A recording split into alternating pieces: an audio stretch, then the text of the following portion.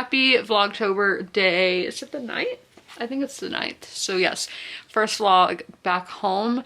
I do not know my plans for the rest of the holiday season. I don't know any at all. I don't know what I'm doing for Christmas or anything like that.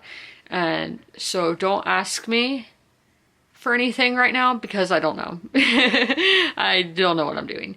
It's like this week I just want to relax after being on vacation. Like I am somebody who has to have a vacation from vacation because on vacation, one, I'm eating a lot of junk. I'm not drinking water. I did drink water while there, but you know, not as much as I drink at home. And as I am walking a lot, like I walked 7 times what I usually walk, so in one day. And so I am pretty sore. I'm tired because I don't sleep well in hotels. So it's like, yes, I need a vacation from vacation. And yeah, that's the vibe. So we are taking it easy this week. I mean, I'm still gonna do everything that I typically do, but I'm not, I don't think I'm gonna do anything great. I don't know. Because sometimes, like this time of year, there is so much to actually, now that I'm thinking about it, I might do some stuff. I don't know. Why am I touching my lip? Yeah, so I didn't have any makeup remover. I ran out when I was in Virginia. So I did DoorDash and got my ice cream today. And I'm trying to grab it. Makeup remover wipes. So that's awesome that I was able to get some DoorDash, you know? But I do want to go through the weekly TBR, which is only 2 books because in December I don't like to have too much on my plate.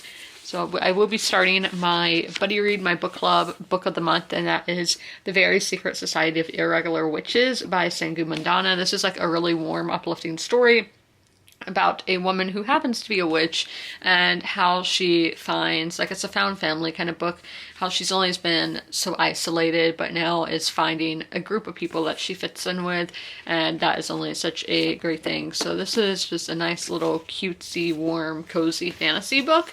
And then I am reading my ebook that I am like halfway into. I don't know, no, that doesn't quite look like half, but this is the ebook I'm doing. I am reading this every single day, like without a doubt. And this is Written in My Own Heart's Blood by Diana Gabaldon. This is a multi-genre bending book about a family during the American Revolution with some time travel elements involved. I did get 3 packages while I was away. I am going to open them for y'all. Luckily, they all fit in the mailbox. I was so scared they were gonna get stolen because I'm like, these are things, they're all from eBay. For me, they're things that I want, and obviously buying it on eBay is easier, or like it's hard because are you going to be able to find one of these things would be extremely difficult to find, and these wouldn't be good loot for a porch pirate. Now, I've never had anything stolen, knock on wood, from my porch, but I was scared that it would happen. So I'm going to open these packages and show y'all what I got. First one is coming from Bridgewater, Virginia. Now this is very interesting how they have this package. So it's going to be kind of difficult for me to get in. I get reduce, reuse, recycle, and that's why we use any kind of box. But some are just really hard to get into with how they're taped and everything. But Bridgewater, Virginia, I don't know where that is. I don't know if I was near there this weekend or not. So I got another Webkinz ornament because this is one that I didn't have, and I explained why I got them outside of the box and everything the other day, last week. So this is the Golden Retriever. It looks like it's maybe a Christmas carol or a church service with this candle, but I did not have this one. It is kind of dirty because it probably is from like 2009 or something, but I love these Webkinz Christmas ornaments so much. They are adorable, and I am trying to up my collection of them, you know. Our next package here is from Becky and Santa Clarita, and the other one, the ornament was from Benjamin, but Santa Clarita, California. This is in more of your traditional cardboard box. Let's hope I can get into it. Oh, now that I'm thinking about it, I still need to do some Christmas shopping, so I definitely will be doing some stuff this week that is out of my ordinary schedule because, yeah, I shop local for Christmas gifts, and I had my dad go one place this week and they didn't have what I was looking for, so I'm gonna have to go somewhere else. And I have no idea what it's gonna be like this time of year because I don't think I've ever been. And I want to, you know, get all this stuff before Christmas. Yeah, this is being difficult to open. That's the one thing I hate about eBay. It's just so hard to get into the packages. I'm trying not to say so. I might be a little quiet because of that. I'm like, what do I say if I'm not saying that? But we're trying to get those filler words out of the lingo. This book is one that I have known about for a while, and I'm just getting, look at that, look at that, love that. This is by Kate Quinn, another Kate Quinn. I have so many of her books, and I haven't read them, but I keep buying them because they all sound really good. This is Mistress of Rome by Kate Quinn. We have Margaret George and Diana Gabaldon, leaving blurbs there. This, when I bought it, they were like, it said what year it was published in. I think they put 2010 when it was actually 2012. And they were like, do you still want it? Even though the typo, I'm like, yeah, I don't care what year it was published. But I guess that's just good. Customer service. This one is The First Century Rome, a world of depravity, blood, and secrets. The ruthless and enigmatic emperor Damnation watches over all, fearing assassination from every direction, but not from the woman who fascinates him most. Ooh, that sounds intriguing. Like we're gonna have some intrigue there. So this one is coming from Axel. I've never seen anybody named Axel other than Axl Rose. That's pretty cool, and that's always been a name I've liked. But from Sequim, Washington. One of my favorite bands in middle school is from there, Emlyn 3. I got to meet them once at a meet and greet, and I cringed looking at those pictures of like 15-year-old me, and I'm like, just, yeah.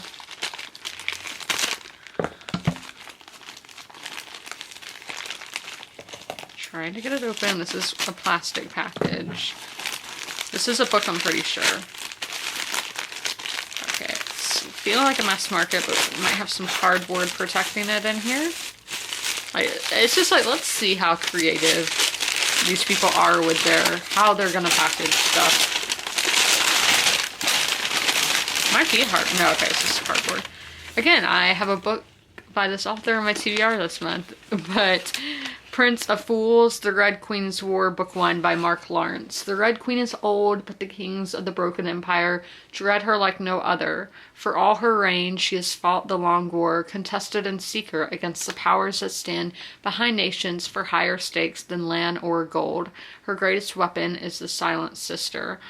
Unseen by most, unspoken by all. Isn't Silent Sister? No, Red Sister is the one that I'm reading. But I wonder if this is connected. Are these series interconnected and I didn't realize it, and people recommended me this book when I was supposed to read the others first, which I am planning on reading Red Sister this month. Hopefully, fingers crossed, I get to it again, knock on wood. Are the series connected? Do you have to read them in a certain order? Let me know. I am about to, again, I'm not, Christmas time's just awkward. Okay, so I am about to go log in all the books I got in Williamsburg and just books I've gotten recently into Goodreads. Sorry about this. I just, when you live in a mess, other people, I guess, have to witness it and realize you're a pig. But I did want to show you all the 2 ornaments and other stuff that I got in Williamsburg. It's in that bag, but I already have a ton of Williamsburg ornaments and all just because my family being from there. But this is the Urine Building, which y'all would have seen in yesterday's vlog, which is at William & Mary. I got this at the William & Mary store or whatever. So I got that ornament, and then this one my dad got for me at the gift shop at the visitor center, the store that I didn't go in, and it's just a fife player, and his little red coat and his little stockings. It's so cute. So we're gonna put them on this tree behind me because y'all know I want to get ornaments for places I travel to, and sadly my favorite place that I went this year, I totally forgot about that and didn't get any ornaments for myself, so I'll have to go back to Georgia one day. Hopefully that happens. I mean, like, literally it's not that far at all. But let's see what else I have in my goodie bag here. Can I move y'all back? You're just gonna have to see my bed, but my mattress topper thing. Let's see what else I have in here. Okay, my dad got me this shirt at the gift shop again. It has Bigfoot on it and says Colonial Williamsburg. So yeah, I need to go put all these in the wash. This is the shirt that I got, and I need to take the tags off before I do that. But William & Mary football, because I did go to one of their football games this year, albeit in South Carolina. Okay, and the rest are just the books that I got at the little free library. So y'all would have already seen that if you watched the previous episodes of Vlogmas. Sorry, I'm getting my hair on my shirt. That's been something I've been bad about lately. I'll have my hair on my shirt. I have on a bodysuit under this, so don't worry. But where my hair is just like stuck in my shirt and it's uncomfortable. So I wanted to show you the ornaments and the t-shirts that I got on my trip because I didn't get to show you all this stuff earlier. Okay, there's my phone. I'm gonna go log all the books and all. The Goodreads, Storygraph, Fable, all of that fun stuff. In tomorrow's video, I have a big announcement that has to do with those apps that I just said. So stay tuned for that. It's very important. And in the video, I made sure I tried my hardest not to use my filler word, which is S-O. So I tried very hard not to do that.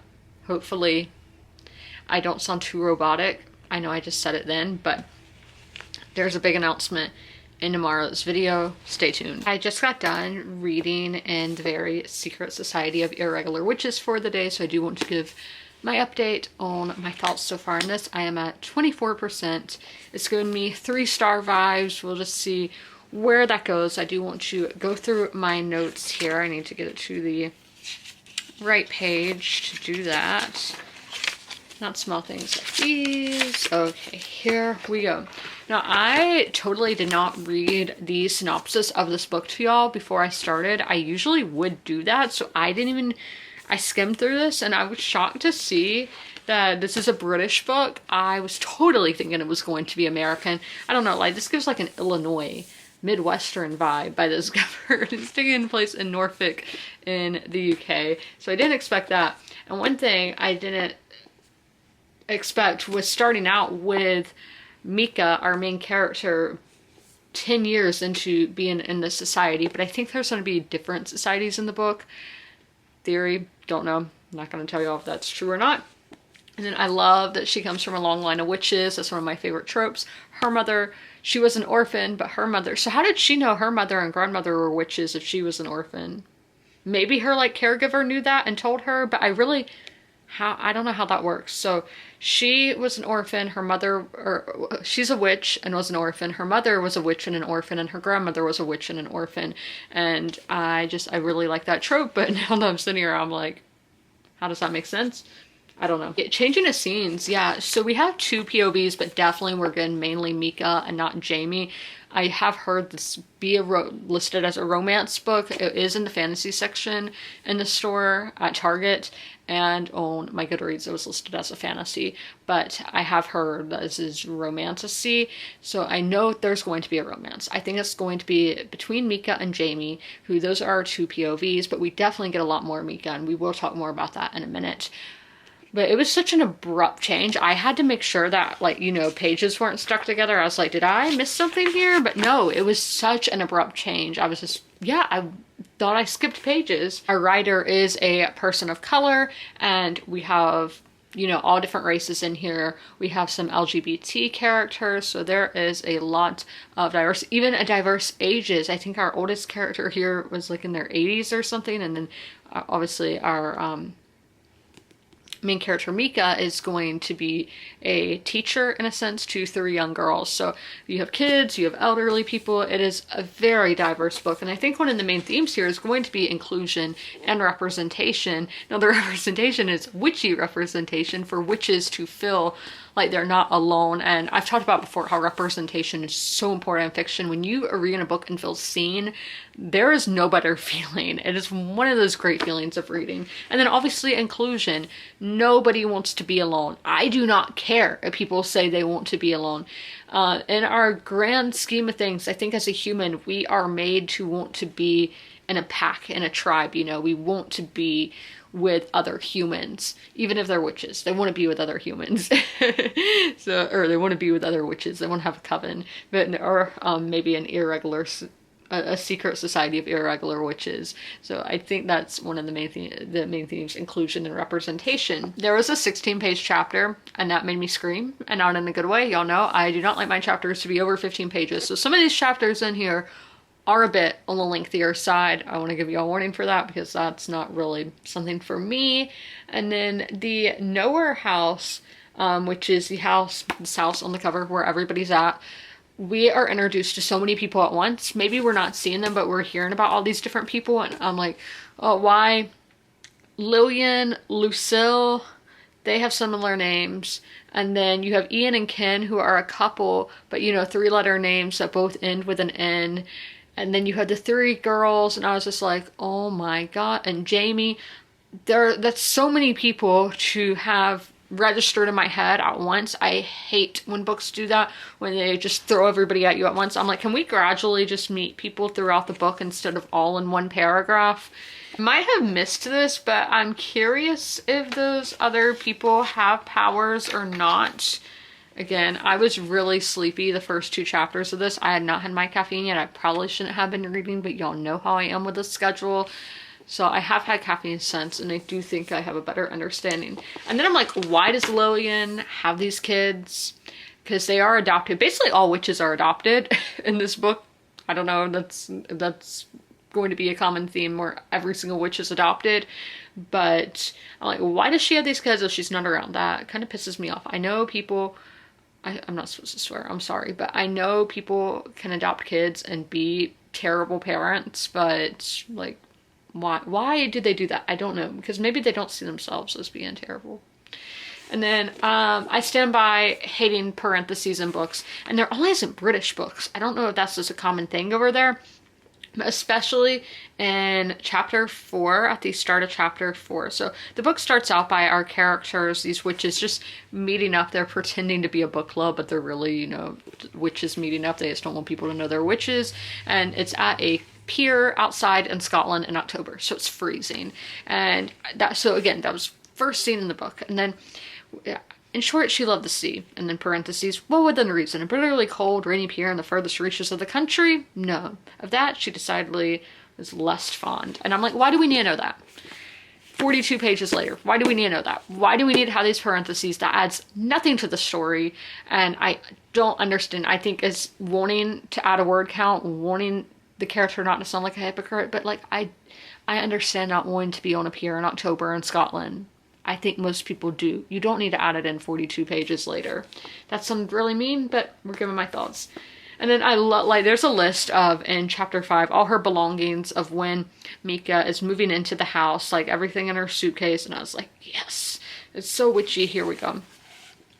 So a collection of sturdy twigs, a cauldron made out of solid gold, her collection of tea jars, a box of teacups, teapots, homemade jams, dried herbs, and other kitchen bits, a smaller cauldron, 13 wooden crates packed to the brim with books, potions, a spellbook bursting at the seams, a picnic basket filled with silver spoons, glass droppers, and tiny Pyrex measuring cups, a collapsible greenhouse that uncollapsed right there in the middle of the driveway and became an actual full-size greenhouse, covered with pots, plants, herbs, and a stray sock, and finally a pond, more precisely a rocky mossy pond that was a good 6 feet across on its shorter side, that seemed to be floating in the air, and that appeared to have somehow arrived intact with water, lily pads, and 4 koi fish swimming around in it. I'm like, yes, that is my goal. I would love to have all that and to be able to carry it all in one little suitcase. And that's where I was like, with witches, everything is not as it seems. That was like one of my favorite shows when I was a kid, the theme song. And like, I think of the grandma in Halloween Town. I almost said Hocus Pocus, but in Halloween Town, how she just keeps pulling like stuff out of her bag endlessly and how it just comes up big. And I'm like, I love that. I don't know where that thing started with witches, where they can, you know, carry a lot of stuff, even though it looks little, but there's actually a ton of stuff inside. Persephone, is it no. Who's the one with the box? Pandora's box. That's probably where it starts. And then I am picturing this house, you know, the nowhere house, as the Weasleys' house. I forget what it's called, but in Harry Potter where the Weasleys live. Okay, and now chapter 6. I am with Mika. Keep the creepy Carlys outside, because they're like, we're witches. We're supposed to embrace nature. And she's like, no, I don't want the creepy crawly spiders in my bedroom. And I agree. We don't want the creepy crawlies in our house, in the living areas. No, they can be outside, and that's fine. I love animals, I love nature, but I do not want it in my bedroom or in my house. And so going back to characters, the girls, so our 3 girls that Mika is going to train to teach, they're pretty much interchangeable, especially Rosetta and Altamira. Sorry if I'm saying that name wrong. They are the ones giving Mika like the tour of the house and all of that. So I know Altamira, I know she can set witch fire off unexpectedly, and then I think she was the one floating in the air, but I'm like, are they really giving her all the powers? Is she going to be super powerful compared to everybody else, or was Rosetta floating in the air and I just didn't pick up on that?